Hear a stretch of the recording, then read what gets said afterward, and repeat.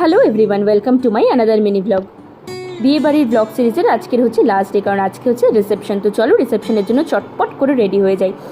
এই hair makeup সবটাই কিন্তু আমার নিজের করা, আমি কিন্তু কোনো প্রফেশনাল মেকআপ আর্টিস্ট নই। এটা কিন্তু সম্পূর্ণ আমি ইউটিউব দেখে দেখে এবং টিউটোরিয়াল তোমাদের থেকেই শিখে শিখে আমি কিন্তু করেছিলাম। তো চলে গেছিলাম বিয়ে বাড়ি গিয়ে ব্রাইড গ্রুমের সাথে ছবি তুলে নিয়েছিলাম। তারপর চলে গেছিলাম মকটেল কাউন্টারে। আমি যে ঠিক কগ্লাস মকটেল খেয়েছি তা আমার সত্যিই মনে নেই। সেদিন ছিল প্রচণ্ড গরম, নাচানাচি করতে করতে ভীষণ গরম লাগছিল। তো একের পর এক মকটেল আমি খেয়েই যাচ্ছিলাম। এদিকে দেখো স্টার্টার নিয়ে নিয়েছি, ফ্রেঞ্চ ফ্রাইস আর চিকেন শাটে। তো ফোয়ারা দেখতে দেখতে আমি এটা কমপ্লিট করে চলে গেছিলাম খাবার মেনুতে।